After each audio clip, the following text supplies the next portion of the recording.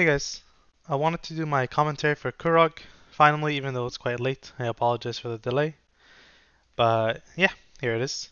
I delved quite a bit into this fight during my prep to begin with in progress, but I didn't do as well as I would have hoped. But I did fairly well. It was still a good parse overall. But I'm going to improve on this, and I'm going to include the improvements of what I plan to do in this commentary, so you guys can kind of, not need to settle for something that I did which was bad, but instead what should be ideal. So, to start off this fight, we're going to be wanting to play our Harmony build. Main reason we want to play our Harmony build here is because there's two targets constantly, so our barrage is always going to be doing at least 15% more damage, which just plays into Harmony's strength. Mana Gem typically on a single target is better, but because of this extra 15% on barrage, it just kind of ekes out ahead as the clear choice. We also get numerous bursts where our barrage will actually be amplified by much more because of the presence of many more targets than just two. But we'll get into that as we go on. So, to begin with, at this time of this kill, the new opener for mage wasn't really a thing yet, so I obviously didn't do that.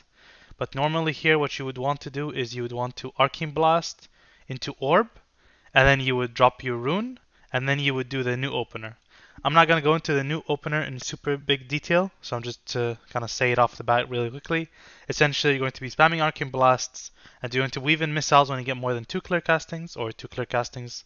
And you're going to keep doing that until your rune only has like 5, 6 GCDs. Technically it's like 4, but to be safe, let's say 5. 5 GCDs left.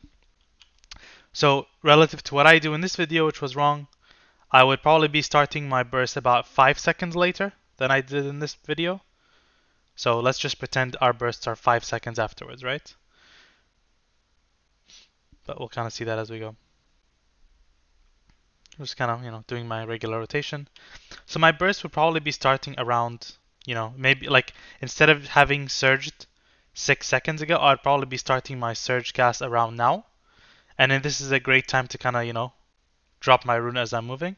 But even if you end up surging like still before this fire spawns, that's completely fine because of the fact that you're probably going to be barraging while you're moving here. And in any case, you can stand in this rune regardless. So, we'll be doing our rotation here, just playing the game. I do recommend on this fight, because there's two targets, you should barrage at the end of your touch window instead of just your surge. This is mainly because the damage buff, like I said, from the two targets makes it worth casting, especially since we're right under the boss. So the travel time is quite short, so we don't really waste any time.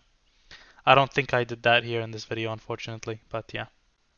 Like I said, I didn't play perfect. So you'd be doing your shifting power, imagine everything be a little bit more delayed than what I'm doing it right now. You'd be casting your shifting power around now, pretty much. If it was 5 seconds delayed. And then after your shifting power, you want to go into your mini burn, right? So what you're going to want to do is probably hold this mini burn. Do not start it here. Do not start it here. You'd want to hold it a few more seconds for this, because once this dance starts, you're going to want to move and then do your mini burn. The reason you don't want to start it here is because if you start it and you get the lines on you, like the dance, or the fire spawns in a bad place, you will have to leave your rune, which is not great. I got lucky on this pull because the fire wasn't too bad, so I got to stay in my rune regardless. But you don't want to be in this situation, right? Wait for this fire to like spawn, get out, and then you can start your burn. The only downside to delaying your mini burn like that is if you get the fire yourself, you're kinda screwed. I'm not gonna lie to you. If you don't want to take that chance, you can start your burst ASAP, so you don't run that risk. This is why I did it. But do be aware of like the scenarios that, what can happen, I suppose. But yeah, kind of playing the game, doing our thing.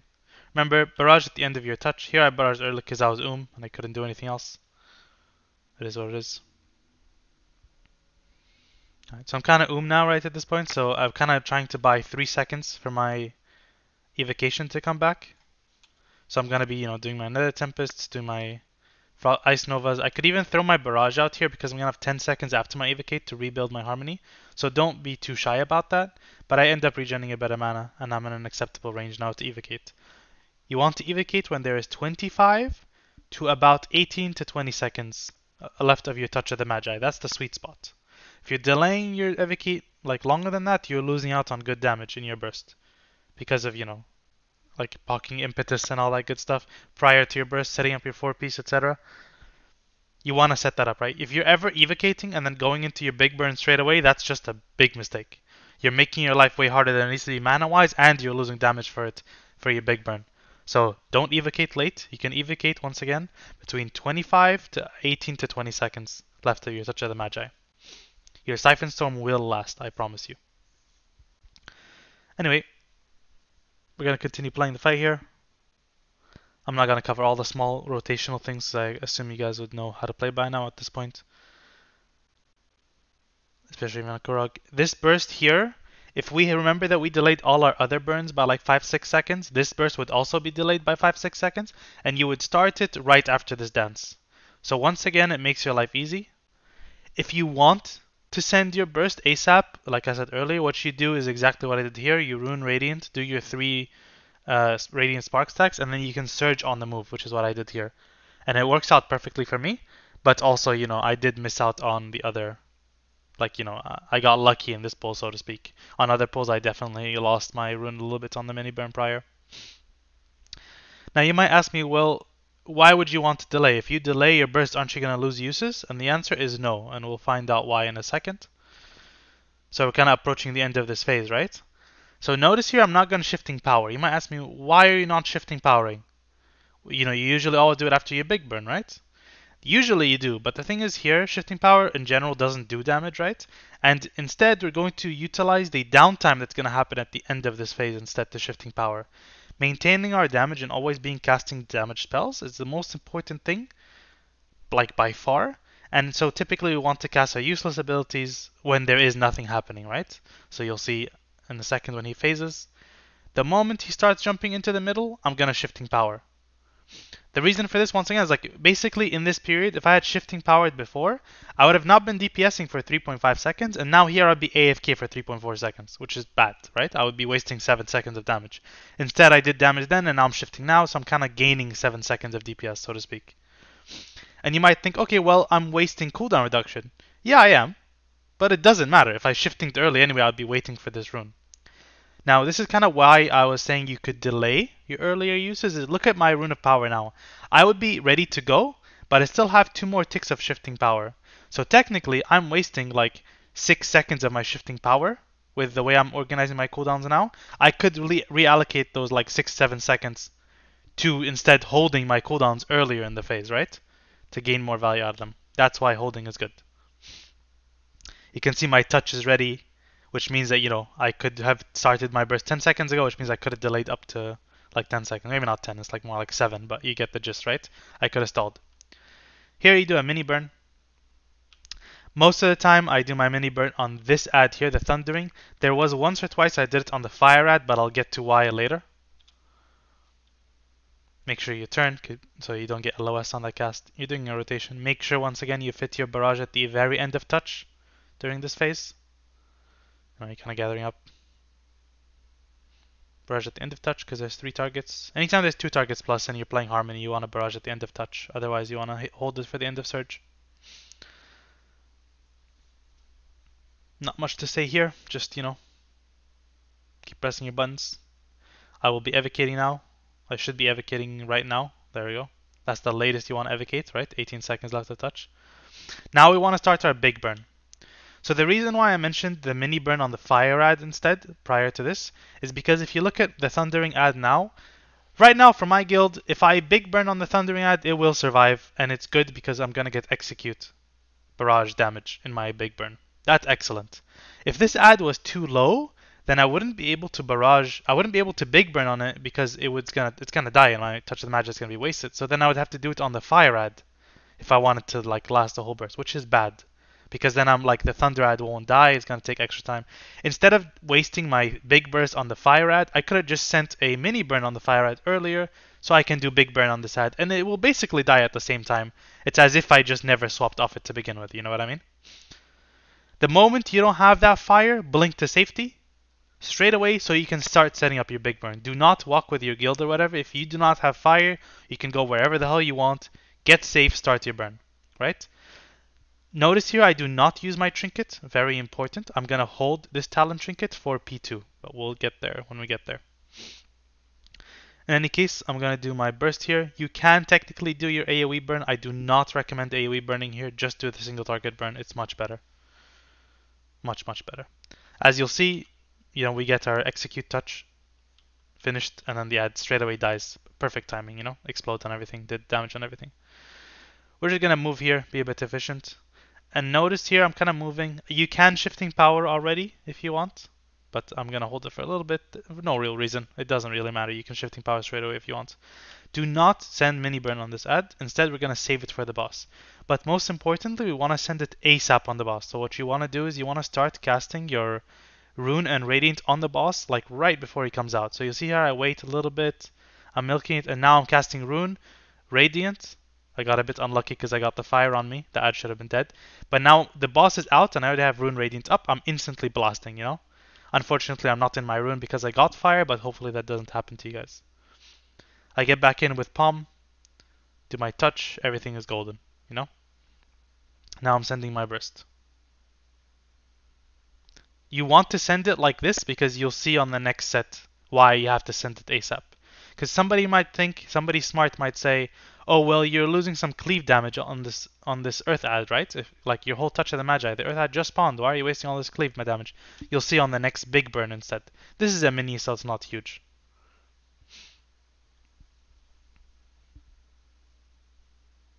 Just kind of playing the game, doing the usual gameplay stuff.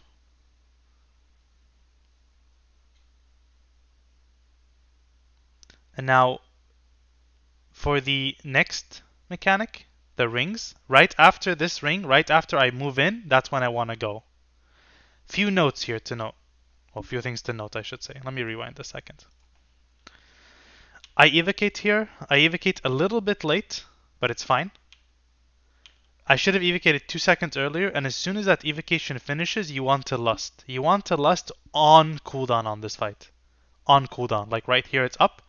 I delayed 5 seconds, bad mistake. You need to lust on cooldown, because watch what happens.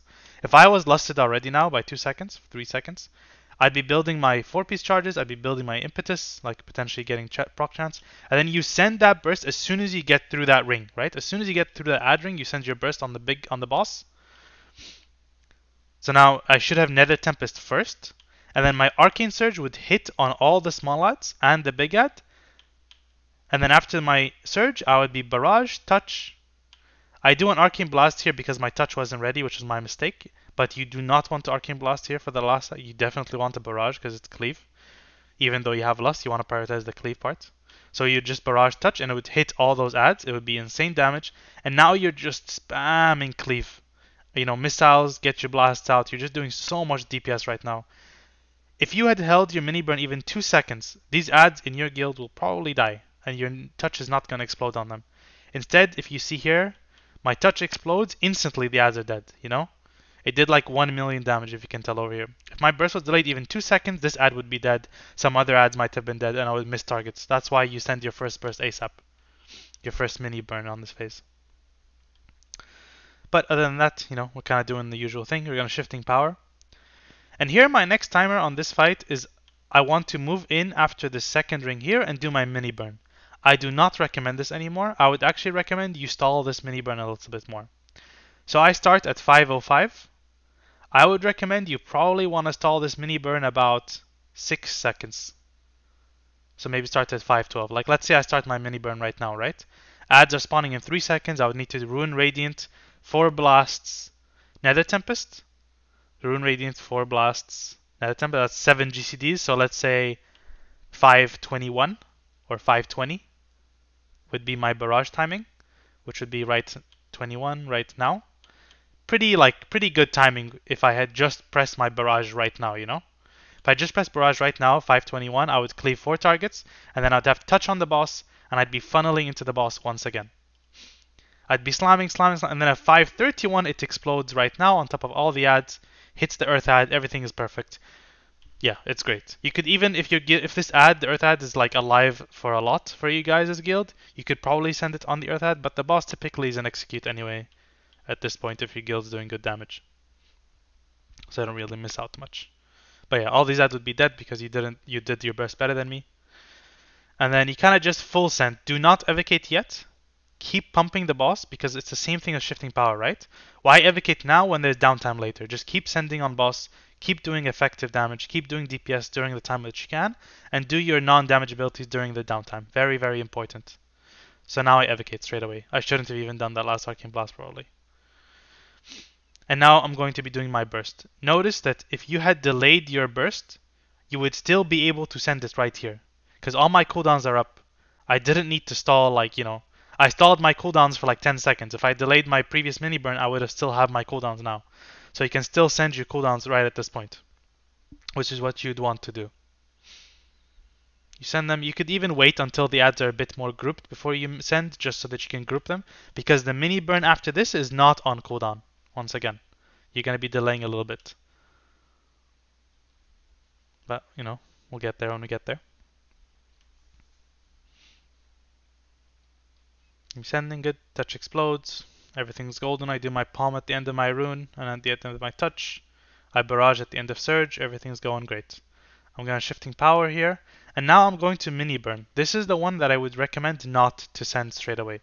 You'll see that ads are spawning in like 6-7 seconds, so you want to hold your mini burn so that it's a little more delayed for those guys to come in. I'm sending at 6:36 here. I would advise to wait until like 6:40. Now granted, the timer on the screen is going to be different for you guys based on how fast you transition. So instead what you can look at is, let's look at like something on like the boss fight that will like pinpoint like, oh, this mechanic is happening now, this is a great time for me to send. So an example of that is like, look, the frost circle ended. The moment the frost circle ends, start sending your burst, If you started your burst right now, you'd be delayed like 6 seconds compared to me, and you'll see that the ads will be spawning.